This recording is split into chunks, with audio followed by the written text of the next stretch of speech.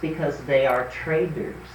Good They are afternoon, Earth. This is traders Adam Sturch of broadcasting from the means. Mushroom Mansion, Taos, New This Mexico. is what they Working on oil love. painting now They collect titled and trade ideas. Spring So on when you Pluto. burst into this Okay, we're going to shamanic start space, playing with the where circles in now, Brazil the which are magic going to world be ash planets is in, rooted I on a think, plane of both the outside travertine instances, plains before you. but When you the break inner into this sort of place, head what they hole offer are circle there gifts, is going to be a sort of a gifts. portal.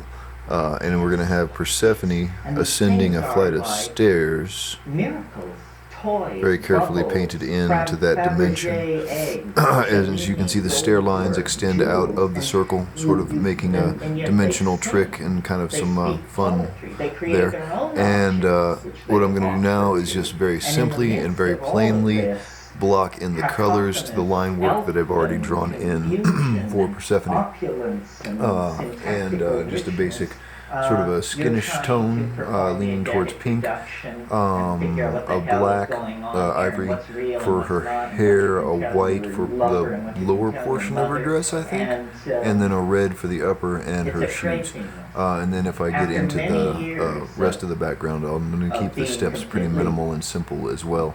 For it to start with by this kind very of simple thing, planes of I color, finally gray, and then a understood deeper gray through for the making a shadow kind of sides of the composite steps, map and of perhaps these carry it trips, out many of them and blend it overlapping out each into the other, that the foreground place that you break as the through line to, work is and emerging all from the the high portal dose into tryptamine the experiences lead dimension toward of the is portrait. So here we go. it's like a receiving area for a human Zoom in. being. It's like a playground. Rambling. Yeah, It's got it. someone very odd's idea of a reassuring environment for a human being. You know, sort of a cross between French bordello and early hyperspace. I mean, there's a lot of cut plush velvet and chrome and warm and domed and you're supposed to like this. You're supposed to say, how thoughtful. And then, you know, but somebody is looking in from another dimension and saying, you know, the human subject seems to have accepted the conditions in the reception area, something like that. I don't know what to make of this. I mean, I started out a rationalist and have ended up the pathetic creature you see before you. Well, and it was because I poked into the wrong places. I discovered, and many of you probably have too, or are soon about to, that reality is a very thinly spun cultural fiction. And as long as you stay on Main Street, it all holds together pretty well, you know. But my God, just walk down one of these alleys off Main Street and you discover, you know, channeling, psychic healing, the dreams of Atlantis, the this, the that, an endless fuzzy thinking. And in that, you know, there are nuggets of genius, because Main Street is clearly nowheresville. I mean, it's just male-dominator, linear, post-Cartesian, high-tech, materialist, positivist, so forth and so on, the litany you know so well. So the great excitement for me in this shamanic dimension and why I speak to it and what excites me is the fact that here is something totally unexpected, beyond our wildest dreams. I mean, you may have believed in flying saucers, but did you ever believe that they would land in your bedroom? I mean, that's the promise which this stuff holds out. Something is curiously awry with our cultural machinery, and apparently we have a huge blind spot to a dimension of animate, organized, and non-human intelligence. You know, is it God?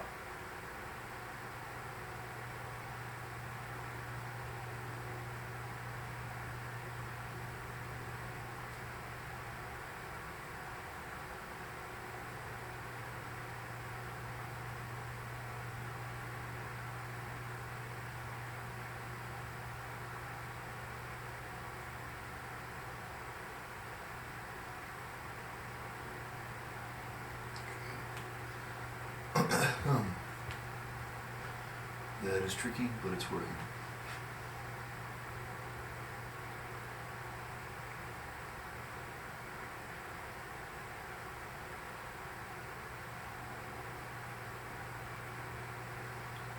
Come on, Terrence. What happened?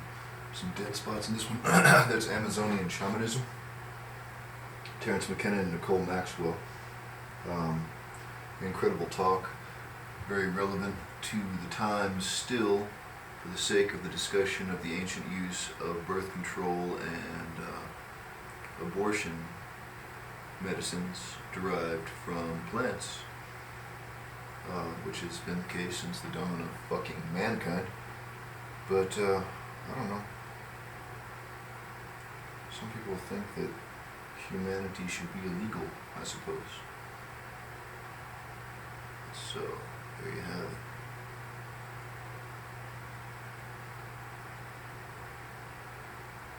But anyway, this will pick back up soon and I'll shut up. So, forgive the dead spots in this recording. Anyone out there else is enjoying shamanology of the Amazon, which I posted yesterday on my feeds too, just for that reason. There was something on World News about, oh no.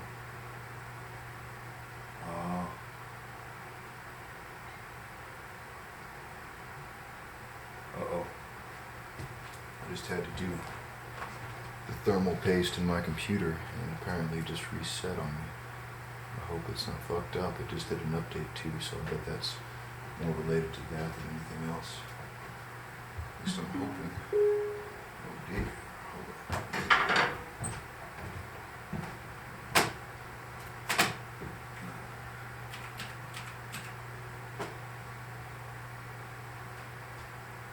Just did that earlier too. See?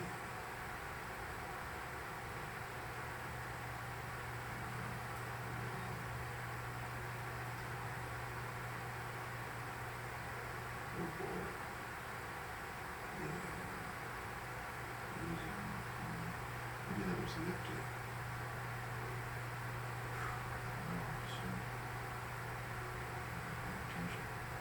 And he was saying, well, what do you think about DMT in terms of risk? And I said, well, the risk is death by astonishment. That's what you're really courting. And you know, if you don't think that's possible, it's because you've never done this, because you pass that close. I mean, you just say, you know, this is amazement on a spectrum which could kill you if you let it run out of control, because it is so intense, it is so improbable, and yet so familiar.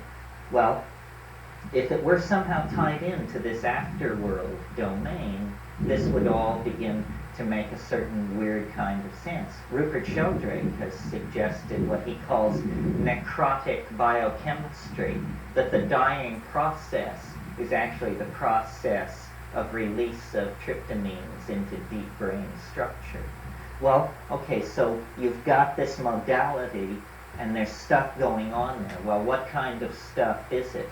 Well, chiefly it seems to be a kind of domain where information is being passed around. Information is being offered and it's being traded. And I've often tried in reconstructing these experiences to feel into where have I had this feeling before, this feeling which I now have. Oh no.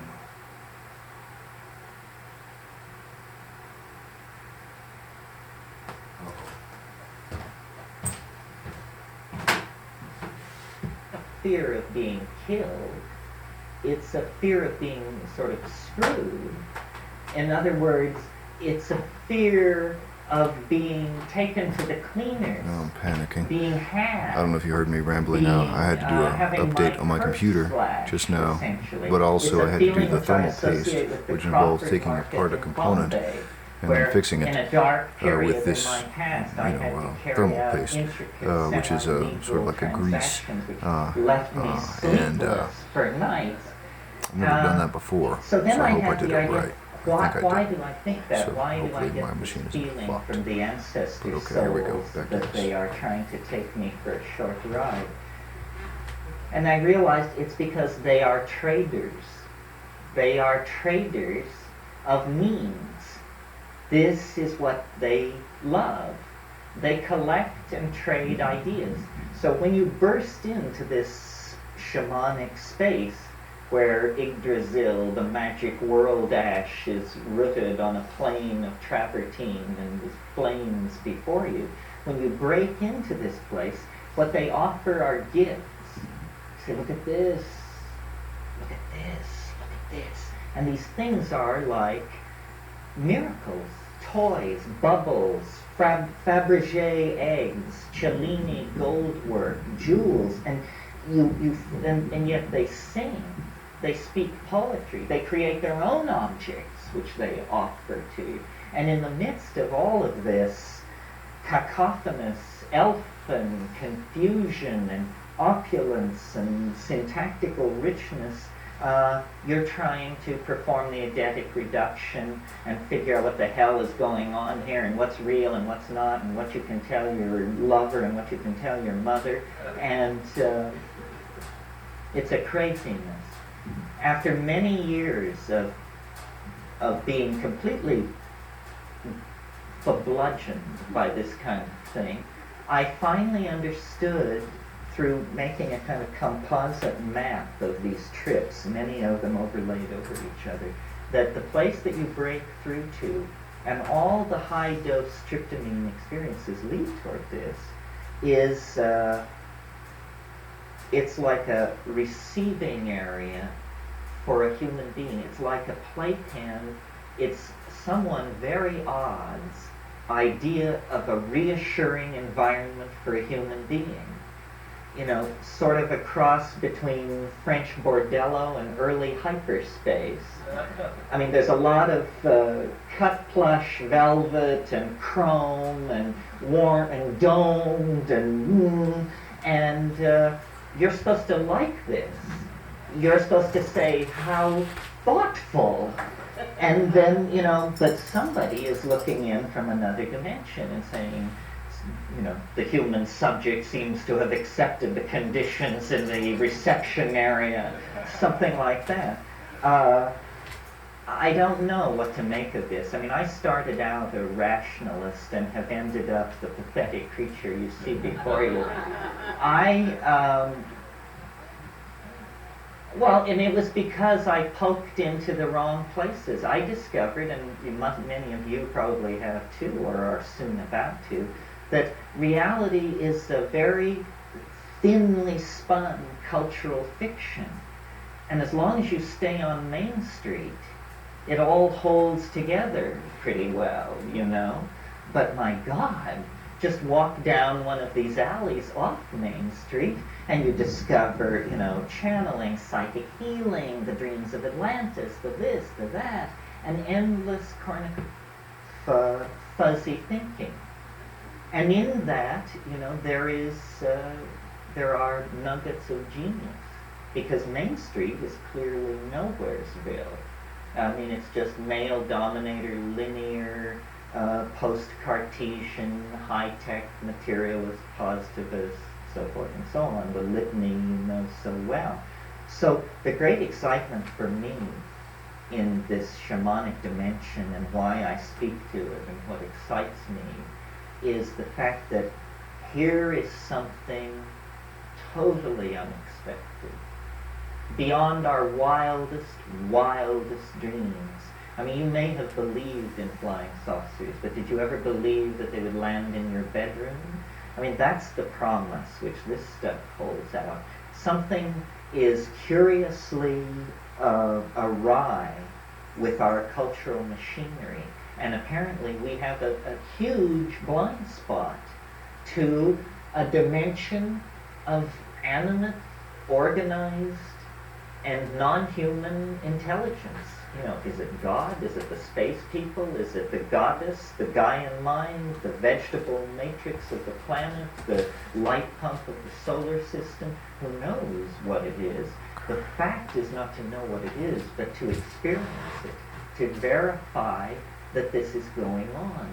And that's the big news that the cataloging of cultural bric-a-brac brings back in the example of shamanism, saying, that turned out to be phony, and this was done with smoke and mirrors, and for this they used pig guts or something. But these people, and that was how I did it. I went to India years ago as an ingenue and sat at the feet of these guys and sought wisdom. And, it wasn't until I got to the jungle that people were willing to show me into this, the dimension that exceeded my wildest dreams. That's it. And my dreams are pretty wild. And they were then, and I'm sure yours are as well. And yet, even if we dream together, we cannot dream the frontiers of what is possible, because in our world of entropy and tawdriness and betrayal and stupidity, there is also, the unspeakable, improbable presence of this thing in these plants.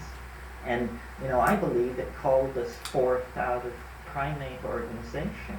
I believe that history is an effort to come to terms with this, a kind of hysterical love affair with the unthinkable, where, you embrace it for 1,000 years, then you burn all your cities and books and persecute it for 1,000 years, and then you go mad and twist the cornea because it's here with us. It is with us, tangible, experienceable, and yet not rationally apprehendable. It is the confounding of rationalism. And rationalism is the weapon by which the ego segregates the world. Me and them, inside, outside, my tribe, their tribe, the good people, the bad people. This segregation of the ego. This is the neurotic response that somehow comes out of the trauma of our evolution on the planet. Our mother has been turbulent. Our childhood was turbulent. I evoked this morning when I talked about how 9 times the glaciers rolled south from the poles. We were left alone in the apartment a lot is the practical equivalent of this. So now, finding our way back, we can't get out of this mess without a miracle. It's like the Grateful Dead sing, you need a miracle every day. And the only miracle around seems to lie in this strange domain of this shamanic dimension, that against all odds and probability, there is help or something nearby. Anyway, the strange flickering light of an unvisited farmhouse, and we're broken down on the road with a double flat and rain is pouring. So we are going to have to make our way toward this thing which beckons and which seems to have shaped our history. And these Amazonian people kept the faith. During the prodigal wanderings of Western men through history, the Amazon peoples kept this faith, the memory of which they had carried over the land bridge from the Eurasian continent, the oldest religion in history, the doorway out of ordinary time and into the presence of the elder things, whatever they may be. We don't even know. Our history is a fiction spun so thin that we are like children in the face of this possibility.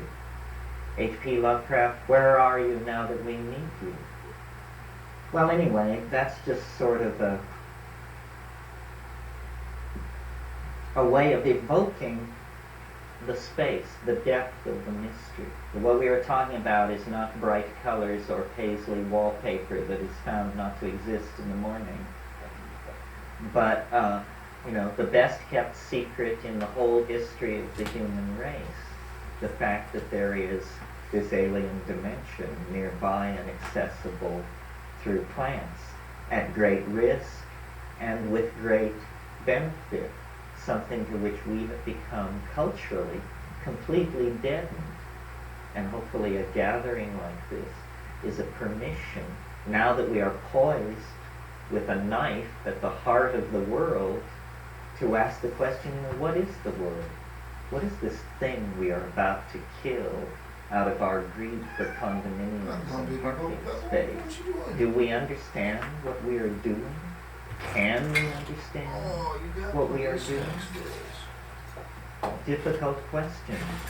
Let's hope that there are easy answers, because we have hardly time for any other sort, because the momentum of this thing is so great.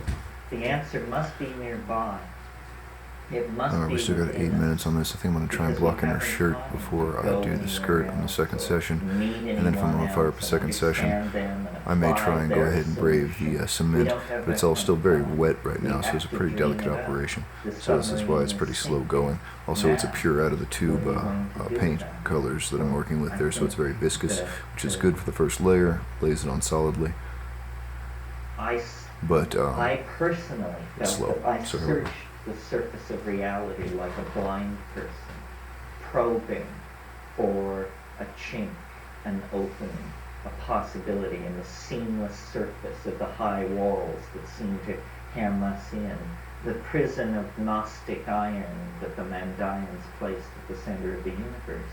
And the chink in the armor is this radiant otherness that is showing through the plants. And what it is, who knows? What it's for, who knows? But that it loves us, that it too is reaching out toward us, is self-evident. And how can we not respond to that? We don't know what reality is. We don't know who we are. We don't know where we are. We are lost, and this is beckoning light, warmth, affection, and understanding for the plight of humanity. Shamans have always healed their people and predicted the weather and predicted the movement of game and this sort of thing out of resonance with this greater mind in nature, which has sheltered the human family over millennia. I mean, it is the unseen partner. It is the goddess. It's a real thing. And now it must somehow be invoked operationally again because of our predicament as a result of having turned away from that. So the task is to understand all this, each in our own way, and then to communicate it to others to understand each in their own way, and to build a galenic consensus for life. For life. Because it's the only thing we know that has given us self-reflection. So, Nicole, do you have anything to say about that? Well, I believe, Terence, that you have been given a much wider experience in this, a much more vivid and probably valuable experience in most people. Why is that? Why do, for example, most of the Indians I know are perhaps just not able to explain it or to talk about it. But most of them say, well, they saw a tigre and some snakes, or they went to a beautiful city, and much simpler understanding. I think it's language. Mm-hmm. I think that every single one of these Indians has seen things no human soul ever saw before. That it's a richness of beauty before which one is inarticulate. As to why I can do it, well, maybe necessity is the mother of invention. I'm not a stockbroker. And we can always blame the Irish. But I don't like to do that because that shuts everybody else out. And I don't believe for a moment, and in fact I might say that, to me the important thing about this experience is I really believe that everyone can have it. That this is something almost, it's no exaggeration to compare it to sexuality. This is a potentiality in the human organism that if you go to the grave without knowing about this, it's rather equivalent to going to the grave with your 3 virginity. minutes. I don't think I could. This is an enormous area of what it is to be alive. I mean, and it blows my mind to think that the last 50 generations of people in Europe created all that philosophy and science and diplomacy and so forth and so on without a single person being stoned for a single moment all those centuries. I mean, it's pretty much gristle and beer, isn't it, folks, when you look at the accomplishments of European civilization. So I think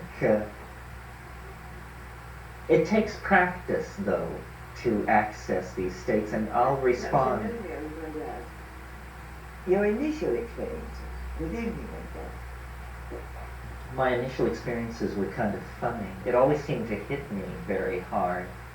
I was thinking the other day, for some reason I hadn't thought of it for years, I think I was remarking the anniversary of it or something, about the very, very first time that I took LSD. And I took it in someone's apartment in San Francisco. And for me, the world divided into two great polar opposites. And perhaps it's still true in some strange way. One side of the thing was called the Iostechs. And they were like God. They were everything profound. I mean, to utter this word was to hurl yourself on the ground and press your face into the dirt. It was like invoking a Faustian flame. All right. It's still really wet. I don't think I want to push my luck. So I might. Damn. And I should do a second session just to adjust what I've done. And they were hilarious. All right, I'm going to do a short second session in a moment while Terrence rambles about the IO sticks. Take two, coming up. All right, so we pretty much got her in. Syntactical Rose Eidolon. Niagaras Wanted to say hi. Hi, Eidolon the cat. All right. Perception Zoom in a little more. And, you know, it's And, very intense. reinforce, I mean, I've had some of the experiences areas where that I need swore such. that everybody from Seattle to San Diego must have just thrown themselves under their desks to escape the blast, and it was just happening between my ears, you know. I mean, it's like watching a thermonuclear explosion through 50 feet of absolutely clear crystal, and you know, you're in violet, but what's raging in the optical pathway is like the collapse of a universe, or the birth of a universe. The first time you took ayahuasca, was it that intense? No, it took years of fiddling with ayahuasca because they don't make it right. I won't take anybody's but my own, just because they're not heavy enough on the foot pedal of the Secotria. I think they want to graze the surface of it, and you know, I want impact. So I really push that because that's what fascinates me, the visions. I mean, some people say you're just a vision freak, that these wonderful feelings and thoughts, and it's true that all is there, but there is something so convincing to my mind about a hallucination, because it's so intricate and happening in real time, and you're just looking at this thing jaw agape, You could never draw it. You could never have previously imagined it. And yet it must, in some sense, be said to be yours because it's happening in your mind. And so then you wonder, well, what is my relationship to this thing? It's the most beautiful thing I've ever seen. Did I make it? Does it come out of me? Or is it no more me than me standing looking at the evening stars? What is the source of this transcendent beauty that resides within the human nervous system? I confess I don't have the answer. I think that's I am basically a Platonist, and then when you couldn't support that anymore because of advances in modern philosophy, I retooled as a phenomenologist. But I'm still basically a Platonist, and I believe that the good, the true, and the beautiful are somehow facets of the same notion. And for me, the pursuit of beauty has been the fastest way to get entangled with the true and the good. Now, for somebody else, it might be different. But this beauty that we find resident within ourselves is, I think, the strongest argument that I personally know of that we are more than clay, that we are, caught up in a cosmic drama of salvation and redemption of some sort. I don't say what sort. I'm very leery of that. But that, that we are caught up in a cosmic drama of salvation and redemption, and the covenant that she has made with human beings is symbolized by the psychedelic experience. In the same way that God's covenant with man was symbolized for Noah by the rainbow. The psychedelic experience is the magical iridescence that is thrown off ordinary matter, vouchsafing some kind of insight into a transcendent level of organization that is behind appearances. Anybody want to say anything? Yeah.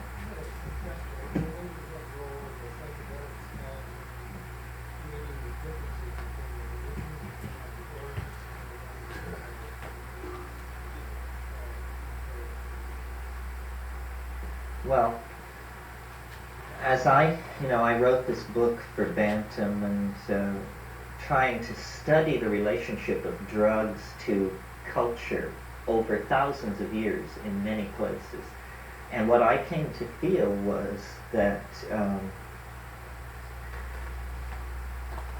in a cultural situation where you have a strong plant hallucinogen, one of these pipelines of the goddess plants, women will tend to be in the powerful positions in the society because I'm convinced that women were the developers of language, that the gathering part of the hunting-gathering equation, which was the women's part, had more evolutionary pressure on it to develop syntax. Alright, so take two is just going to be a short session. I'm not going to push my luck. Right now it's too saturated, still too wet.